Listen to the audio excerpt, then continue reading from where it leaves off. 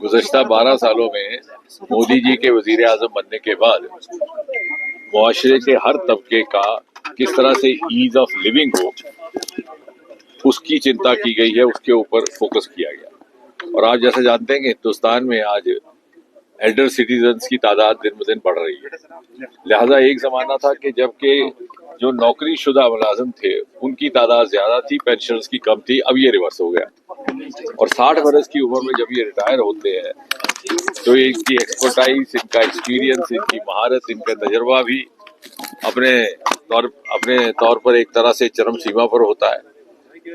उसको ज़ाया ना जाने दिया जाए, इसी तसव्वुर को लेकर के मुल्क भर में इस तरह की वर्कशॉप्स का आयोजन मुनक्कद करना शुरू किया गया ताकि 60 बरस के बाद, रिटायर होने के बाद भी जिस खित्ते में, जिस क्षेत्र में या जिस शोबे में उनको महारत है, वो किस तरह से अपना रोल उसके बाद भी अदा कर सके। जैसे मोदी जी कहते हैं कि विकसित भारत 2047 की तामीर में हर शहरी का रोल दरकार है, उसी को लेकर के आज श्रीनगर में की गई। और श्रीनगर की खासियत ये भी है आज की इस वर्कशॉप की कि यूटी बनने के बाद गवर्नमेंट ऑफ J&K के जितने मुलाजिम जो स्टेट गवर्नमेंट के हुआ करते थे, आज वो सेंट्रल गवर्नमेंट के हैं और उनका रख रखाव भी इसी महकमे के पास है, department of pension, pensioners welfare, government of India. और उसी बात को नुक्ते नजर रखते हुए जो हमारी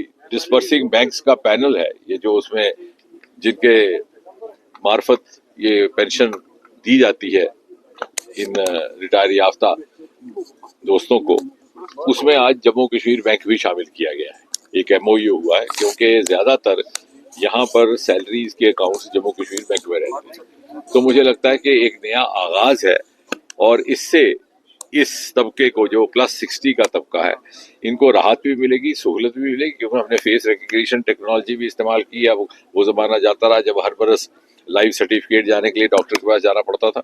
और ये अपनी एनर्जी, अपना टाइम, अपनी ऊर्जा, अपना वक्त किसी सकारात्मक ढंग से इस्तेमाल कर सकेंगे।